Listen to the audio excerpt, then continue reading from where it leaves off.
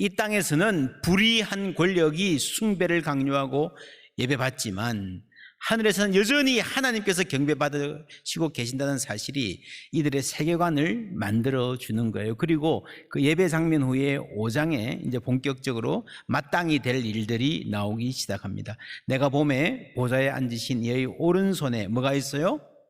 두루마리가 있으니 안팎으로 섰고 인이 봉해져 있습니다. 몇 개입니까? 7인으로. 이걸 떼야, 권세가 아무나 떼면 안 돼요. 권세가 있는 사람이 떼야 볼 수 있습니다. 누가 뗄 수 있을까? 또 봄에 힘 있는 천사가 큰 음성으로 외치기를 누가 그 두루마리를 피며 그 인을 떼기에 합당하냐 하니, 하늘 위에나 땅 위에나 땅 아래에 다 통틀어도 어떤 권세도 어떤 사람도 그 두루마리를 펴거나 보거나 할 자가 없더라. 그래서 그 두루마리를 펴거나 보거나 하기에 합당한 자가 보이지 아니하기로 내가 뭐라고요? 크게 울었더니 했습니다. 왜 울었을까요? 궁금해서? 미래에 될 일들을 알고 싶은데 어떤 일이 일어날까 궁금한데 알 수 없어서 울었다. 여러분 그럴 때 있죠. 너무너무 드라마 보다가 이렇게 굉장히 재미있는 순간에 어떻게 될까 하고 딱 끝나잖아요. 그러면 굉장히 감질나지 않습니까? 어떤 사람은 그렇게 말합니다. 아, 미치겠다. 궁금해서 미치겠다 라고 말은 하지만 울지는 않죠. 드라마 보다가 다음 거 보고 싶어서 너무 보고 싶어 울은 사람 있습니까? 이상한 사람입니다. 그죠? 궁금해서 울지는 않습니다. 그냥 궁금한 거죠. 미래에 어떤 일이 일어날까 궁금해서 울었다 아니고요. 이 크게 울었다는 말은 다른 이유가 있습니다. 그래서 이 계시록은 본질적으로 미래에 어떤 일이 일어날까 하는 그 궁금증을 해소해 주려고 쓴 책이 아니라는 거예요. 왜 울었는가? 지금 세상이 힘들어요. 불의가 정의를 누르고 악인이 선한 이들을 압제하는 상황입니다. 로마 황제의 권력이 세상 전체를 압도하는 것처럼 보이는, 정의가 사라진 그런 세상입니다. 하나님 이대로는 안 됩니다. 구약에서부터 간절히 기도했습니다. 여호와여 돌아오소서. 언제까지니까? 언제까지 우리를 이렇게 어려운 상황에 버려두시겠습니까? 하고 이 요한계시록의 독자들은요 기도하는 사람들이었습니다. 새로운 세상, 지금과는 다른 세상을 간절히 바라는 사람입니다. 정의 실현을 요구하는 거죠. 하나님의 정의. 그런 간절한 기대가 있는데 하나님 일어나셔야 되겠습니다. 하나님 액션을 취하셔야 되겠습니다 라고 하는데 인을 뗄 사람이 없다. 그래서 우는 거예요. 그래서 여러분 이 인을 뗄 자격이라는 것은요 단순히 미래에 무슨 일이 일어날까 알고 알려주는 자격 정도가 아니라 이 역사 전체를 만물의 회복을 향해서 진도가 나가게 하실 분, 이끌고 가실 분, 역사의 주관자라는 말입니다. 그런데 그런 사람이 안 보이니까 막혀 있으니까 웁니다.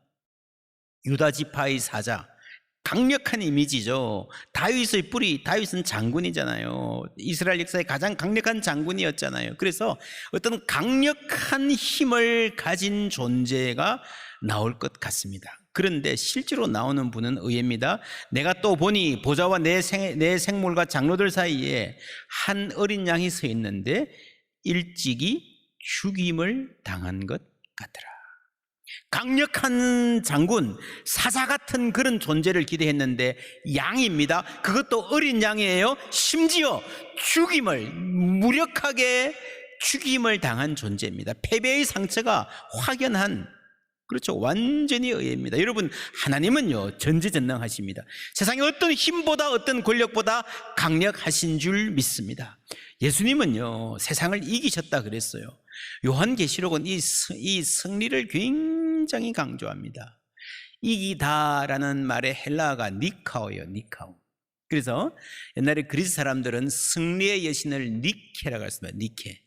니케 여러분 잘 아는 브랜드 중에서 여기서 나온 거 있습니다. 스포츠 브랜드 유명한 거 있죠. 뭐죠? 나이키가 니케, 승리의 여신에서 나온 겁니다. 이 동사 니카오가 이긴다라는 말인데요 신약 성경 전체에 28회가 나오는데 요한계시록에서 집중적으로 17회가 나옵니다. 예를 들면 여러분 2장 3장에 나오는 편지들 보면요 이기는 자는 성전의 기둥이 되게 하겠다, 이기는 자는 보좌에 앉게 해주겠다라고 하는 말씀들이 계속해서 나옵니다. 9절에 보면요, 그들이 새 노래를 불러 이르되 두루마리를 가지시고 그 인봉을 떼기에 합당하시도다. 일찍이 죽임을 당하셨어요. 각 족속과 방언과 백성과 나라가 세계 모든 나라들 가운데서 사람들을 뭐로 사서? 피로 사서. 누구의 피로 사셨어요? 자신의 피를 지불하고 우리를 사신 거예요.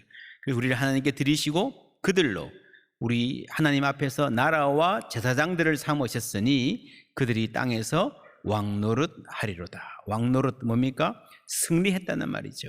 다스릴 거란 말입니다. 그런데 그 방식이 예수님이 사람들을 자신의 피로 사셨다라고 하는 것입니다. 이 승리한 무리들에 대한 다른 표현이 있습니다.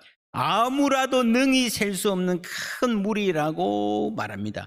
이 14만 4천은 12 완전수 곱하기 12 또 완전수 다시 만을 곱한 엄청나게 많은, 그래서 종말에 승리해서 하나님께 영광 돌릴 하나님의 백성이 대단히 많다는 말입니다. 이 숫자가 상징입니다. 숫자로 승리를 보여준다는 겁니다. 그런데 지금은 그렇지 않잖아요. 지금은 지구에 수십억 인구가 사는 이 세상에 이 14만 4천을 거꾸로 해석한 사람들이 있습니다. 다 예수 믿는다 그러지만, 다 교회 다니지만 그거 아니야. 구원 얻을 수 있는 사람은 소수야. 14만 4천 밖에 안 돼 라고 말하는 이단들이 있습니다. 이거 잘못입니다.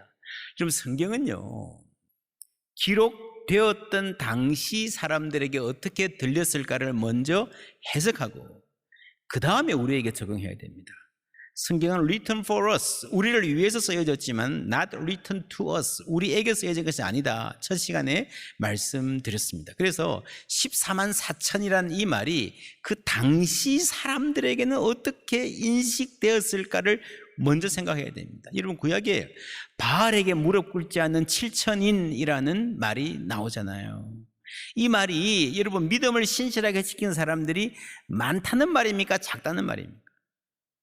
엘리야가 그랬어요. 하나님 전부 다 떠나가고 전부 다 포기하고 전부 다 배신하고 나 혼자 남았습니다 라고 할 때 하나님이 까불지 마라, 7천 명이나 있어라고 이야기하는 거예요. 낙심하지 말라. 아직도 무수히 많은 사람이 네 눈에는 안 보이지만 신실하게 하나님 붙들고 있다라는 말을 하는 거예요.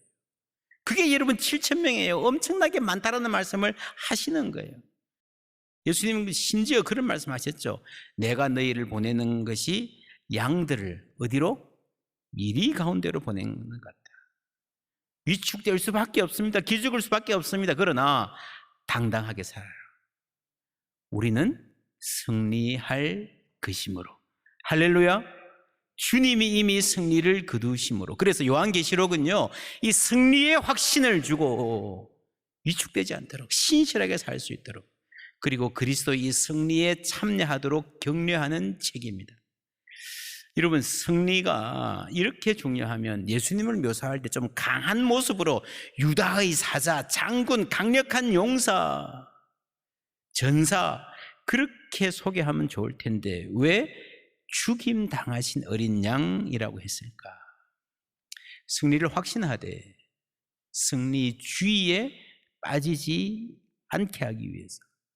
여러분, 승리주의, 트라이엄플리즘이 뭔가 하면요, 자신 또는 자신이 속한 집단의 신념, 가치 또는 사상이 다른 모든 신념이나 사상보다 월등히 우월하고 최종적으로 승리할 것이라고 과도하게 확신해서 교만하고 다른 사람들을 배제하고 방자해지는 태도를 말합니다. 여러분, 성경이, 요한계시록이 승리를 강조하는 것은요, 자부심을 가지라는 거예요. 낙심하거나 위축되거나 비겁해지지 않고 혹은 악에 굴복하거나 타협하지 않고 끝까지 신실하게 살 수 있는 힘을 승리의 메시지로 공급해 주시는 겁니다. 그러나 그 승리는요, 힘으로 남을 누르는 승리가 아닙니다.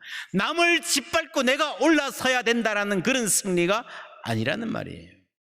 정말 교회를 복되게 하는 사람은요, 늘 바른 말하고 늘 옳은 편이고 늘 자기 뜻대로 해야 된다는 사람이 아니라 질 줄 아는 사람이 있어야 교회에 평화가 있는 줄 믿습니다. 여러분, 질 때는 져야 돼요. 늘 자기 뜻대로 해야 직성이 풀리는 사람들은 평화를 해치는 사람들입니다. 여러분 자녀들이 어떤 사람 되기를 원하십니까? 어떤 삶을 살기를 바라십니까? 늘 성공하고 늘 앞장서고 늘 승리하기를 바라십니까? 절대로 뒤처지지 마라. 그렇습니까? 우리는 지금 과도한 경쟁 사회를 살고 있습니다. 그래서 많은 아이들이 패배자로 낙오자로 살 수밖에 없는 구조와 문화입니다. 그러면 잘 나가는 소수의 아이들은 행복할까요? 그렇지 않습니다.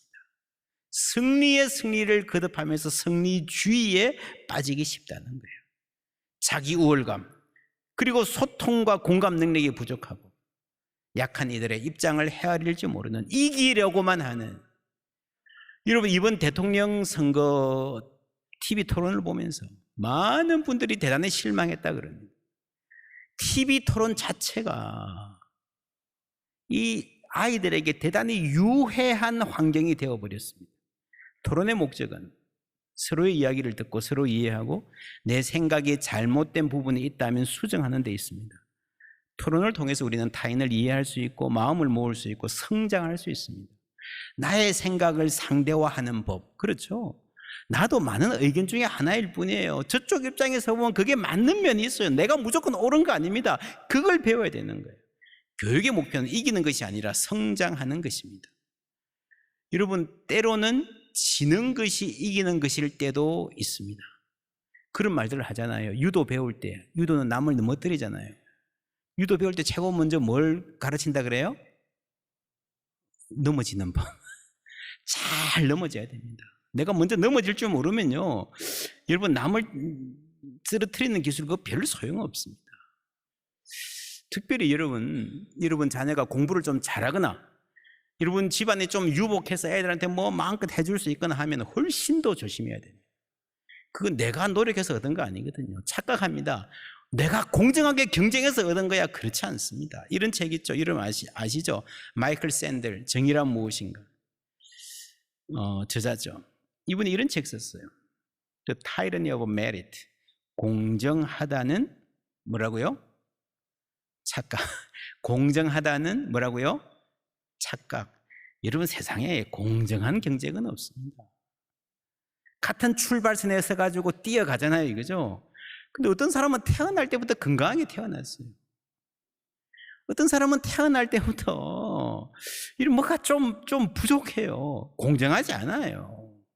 또 그게 부모 덕이 있잖아요. 엄마 찬스, 아빠 찬스 아시잖아요. 여러분, 공정한 게임은 세상에 없습니다. 나도 열심히 했지만 내가 누리는 거요, 나만큼 다른 사람이 조건이 주어졌으면 훨씬 더 잘할 사람들 많습니다. 그래서 여러분, 내가 앞서 나가고 승리하는 건 좋지만 그렇지 못한 사람들을 배려하지 못하면 결코 그리스도인다운 삶을 살 수가 없습니다. 내가 조금이라도 더 받았다면 여러분, 그것을 하나님께 감사하는 마음 있으시기를 주님의 이름으로 축원합니다. 그래서 여러분, 자녀를 사랑한다면 가급적이면요, 어려운 환경에 좀 보내는 게 좋습니다. 우리 교회가 겨울 되면 연탄 배달도 하고 그러잖아요. 크리스마스 때 막 얼굴에 검정 묻히고 이런저런, 우리가 지금 계속해서 담 넘어 전도하고 하는 것도 그런 이유입니다. 우리보다 더 약한 쪽으로 가서 기회가 되면 어려운 나라 단기 선교라도 갈 수 있으면 좋습니다. 가보면요, 야, 내가 매일 샤워하는 것도 복이구나. 냉장고 열면 먹을 거 있고요, 없으면 전화하면 배달해 주고요, 전기 인터넷 매일 되는 거, 여러분, 이게 당연한 게 아니에요. 그리고 지식이라는 면에서도 세상에 내가 아는 것보다 모르는 게 훨씬 많다는 것을 가르쳐야 됩니다. 블랙 스완이라는 책을 보면 이런 대목이 나옵니다. 집에 서재가 있잖아요. 그 서재가 어떤 역할을 하는가. 사람들이 서재에 들어와서 항상 책을 모두 읽었나요? 라고 묻습니다. 하지만 중요한 것은 그 서재에 있는 아직 읽지 않은 책들이며 그것들이야말로 우리가 모르고 있는 것이 얼마나 많은지를 끊임없이 상기시키는 역할을 합니다. 여러분, 읽은 책이 많아요? 안 읽은 책이 많아요? 내가 아는 게 많아요? 모르는 게 많아요? 그렇죠. 그걸 배워가는 거예요. 부모가 그걸 모범을, 겸손에, 지적인 겸손에 모범을 보여야 된다는 거죠. 여러분, 그런 아빠들 가끔씩 있습니다. 허세 부리고, 그죠? 뭐 TV에 누가 나서 강의 나가면 저 사람 저걸 몰라서 그래. 저거 아니에요. 그냥 뭐 따박따박 다 옳아요. 이러면 그거 결코 건강하지 않습니다.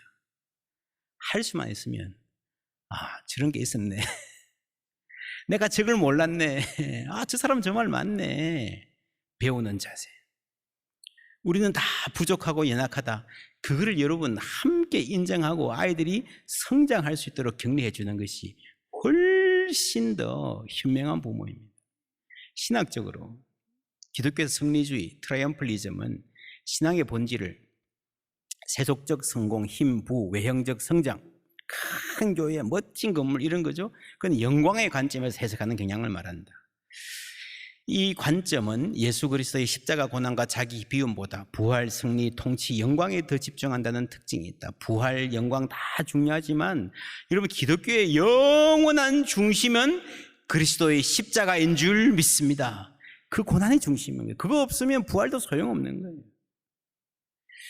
여러분, 이 성경에 하나님을 소개할 때 어떤 성경보다 주도적인 이미지가 있습니다. 주도적인 이미지가 뭔가 하면요, 예를 들어서 엄마가 있잖아요. 여러분, 아이들의 머릿속에 엄마가 어떤 이미지가 주도적일까요?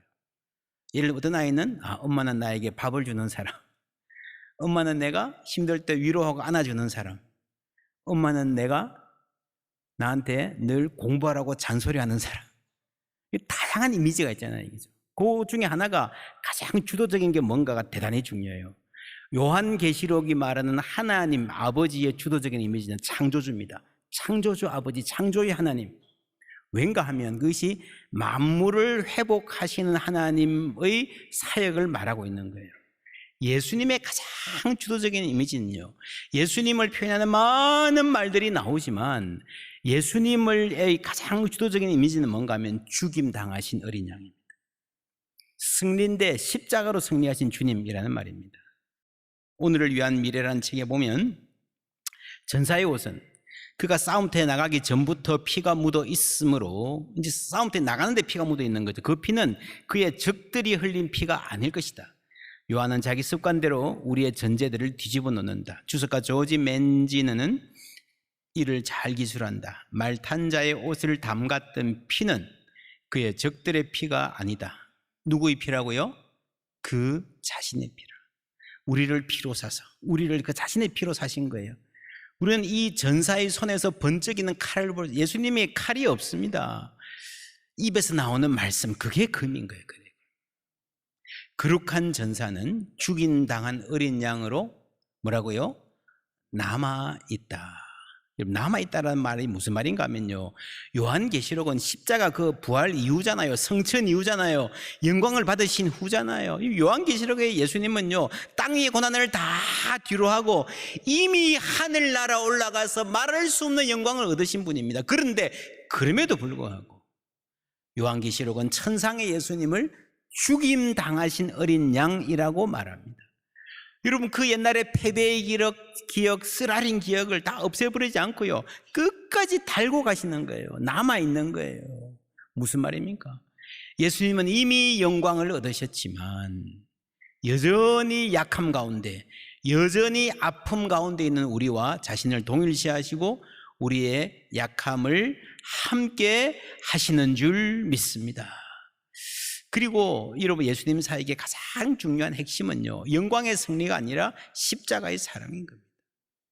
그럼 우리는 어떻게 살아야 됩니까? 우리는 그 예수님 따라가는 거예요. 마틴 루터가 이런 말을 했습니다. 세상의 모든 신학을 두 개로 나누면 영광의 신학이 있고 십자가의 신학이 있다. 테올로기아 글로리라에. 좋은 거예요. 중세교회가 너무 이쪽으로 왔어요. 영광 하면서 성 베드로 성당 멋지게 지어서 하나님의 영광을 땅 위에 보여주겠다 그런 거예요. 아니다. 기독교의 중심은, 성경의 중심은 십자가의 신앙인 거예요. 하나님의 영광과 뜻과 사랑이 가장 찬란하게 빛나는 것은요, 승리의 순간이 아니라 십자가의 그 자리인 줄 믿습니다. 그래서 여러분, 영광 하면서 교회가 커져서 압도적이 되어서 다른 사람들을 소외시키며 하나님의 능력을 보여주리라, 그거 아니라는 거예요. 여러분, 교회는 십자가의 교회가 되어야 됩니다. 저는 목회하면서 늘 이 십자가의 신학을 염두에 두고 있습니다. 우리 교회가 120주년 기념하고 있는데 여러분, 우리 교회도요, 자랑하자면 자랑할 것 많습니다. 자기 영광에 도취될 거면 나름대로 할 수 있어요. 그러나 물론 그것도 해야 되지만 가장 소중한 것은요, 십자가예요. 십자가의 예수님처럼 약한 이웃들을 찾아가고 돌보는 것이 가장 소중한 사역인 줄 믿습니다. 우리와 우리 자녀들이 이 마음 가지고 십자가의 주님 붙들고 살기를 주님의 이름으로 축원합니다. 내가 성공해서, 내가 이겨서, 내가 높은 자리에 올라가서 나의 성공을 가지고 하나님의 영광을 세상에 보여주리라. 아니에요. 어느 자리에 있든 하나님이 주신 걸 가지고 가난하고 약한 이웃들 사랑으로 돌보는 일에 최우선하는 것이 우리의 삶의 목표가 되기를 주님의 이름으로 축원합니다. 그게 여러분 십자가의 신학이에요. 죽임 당하신 어린 양, 요한계시록이 거듭 우리에게 제시해 주는 예수님은요, 죽임 당하신 어린 양입니다. 칼로 싸우는 거 아니에요. 예수님의 십자가를 앞두고 베드로는 칼을 휘둘렀잖아요. 여러분, 그 강해 보이는 그 사람이 결국 얼마나 약한 사람이었는지 금방 드러나잖아요. 진정한 강함은 여기에 있습니다. 악에게 지지 말고 선으로 악을 뭐라고요? 이기라. 니카. 또 나왔죠. 니카. 명령형입니다. 여러분, 나약한 순응이 아닙니다. 순교는 제국의 폭력을 신학적으로 거부하는 저항적 충성이다. 칼을 들고 싸우는 것보다 더 강력한 저항이 순교였다는 거죠. 여러분, 그들의 권력 앞에 눈 하나 깜짝하지 않고 자기 믿음을 배반하지 않은 신실함에 결국에는 로마가 무릎을 꿇었습니다. 로마의 시저는 그랬죠. 전쟁에서 이기고 왔노라 보았노라 이겼노라. 예수님은 아니었습니다. 예수님의 선언은 뭐였습니까? 다 이루었다. 어디에서 말씀하셨어요? 십자가 위에서 피를 흘리시면서. 여러분, 이 요한계시록을 기록했던 이 요한은요, 바로 그 십자가 밑에 있던 사람이잖아요. 보라 내 어머니라, 여자여 아들이니이다. 바로 그 사람이에요. 예수님의 그 옆구리에서 피와 물이 뿜어 나오는 것을 그 바로 밑에서 본 사람입니다. 다 이루었다. 그럼에도 불구하고 힘드니까, 핍박이 오니까 흔들려요. 답답해요. 위축돼요.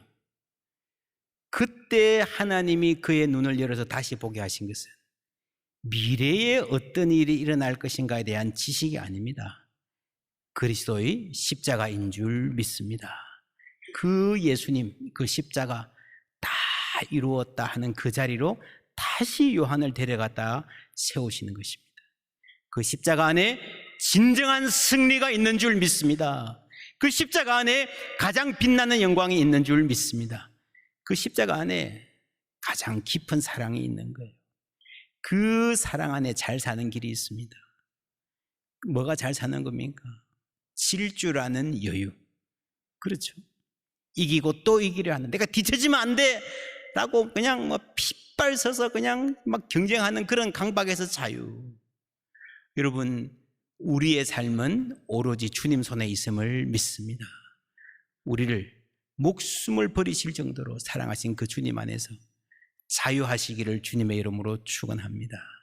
그리고 우리 가정에서, 교회에서 때로 질 줄 아는, 지고도 더 축복해 줄 줄 아는 죽임 당하신 어린 양을 예배하는 사람답게 진정한 자유, 깊은 사랑 알아가는 우리 모두 되기를 주님의 이름으로 축원합니다.